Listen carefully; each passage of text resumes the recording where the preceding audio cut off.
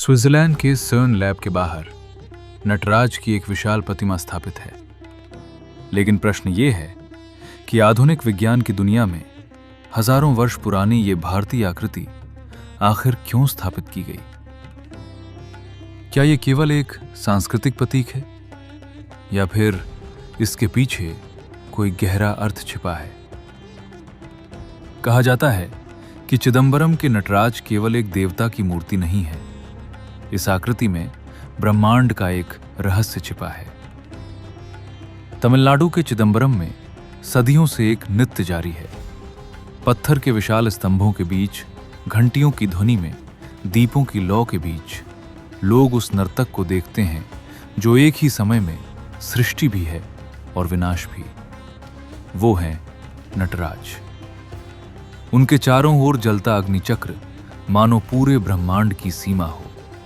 एक ऐसा चक्र जिसका कोई आरंभ नहीं, कोई अंत नहीं, बस गति, निरंतर गति। हजारों साल पहले भारतीय कलाकारों ने कांस्य में एक ऐसा कॉस्मिक डांस उकेरा जो शायद ब्रह्मांड की उसी लय को दर्शाता है जिसे आधुनिक विज्ञान आज समझने की कोशिश कर रहा है। और यही बात इस कहानी को और रहस्यमय बना देती है, क्योंकि दुनिया के सबसे बड़े वैज्ञानिक आज उसी सिद्धांत की खोज में जुटे हैं, स्विट्जरलैंड के सर्न लैब में, जहां विशाल मशीनें परमाणुओं को टकराकर ब्रह्मांड के सबसे गहरे रहस्यों को खोज रही हैं। तो फिर चिदंबरम के नटराज और सर्न के बीच आखिर संबंध क्या है?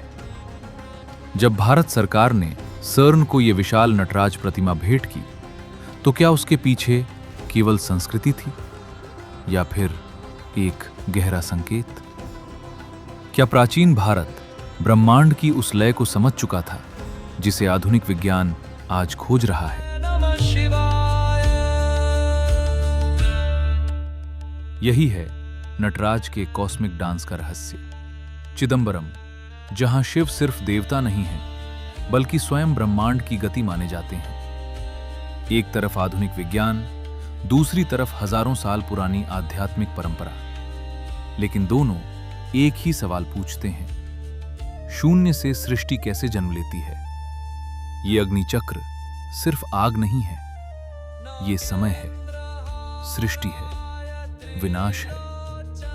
वही शक्ति जो तारों को जन्म देती है और उन्हें राख भी बना देती है। उनके एक हाथ में डमरू है, एक लय, एक कंपन। विज्ञान इसे बिग बैंग कहता है, ब्रह्मांड की पहली आवाज।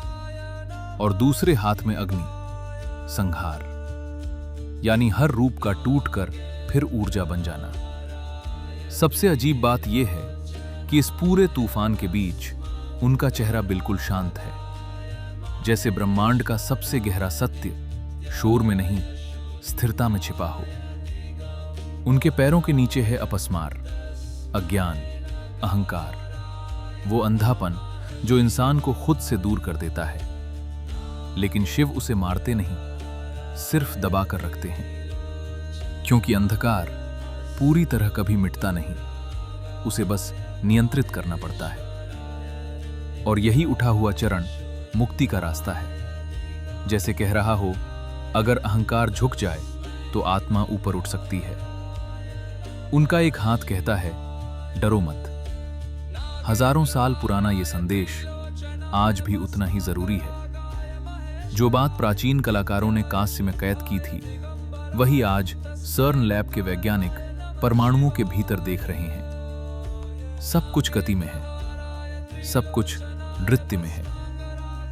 शायद यही कारण है कि नटराज का नृत्य सिर्फ मंदिरों तक सीमित नहीं है। यह आपके भीतर भी हो रहा है, आपकी हर सांस में, हर विचार में, हर धड़कन में।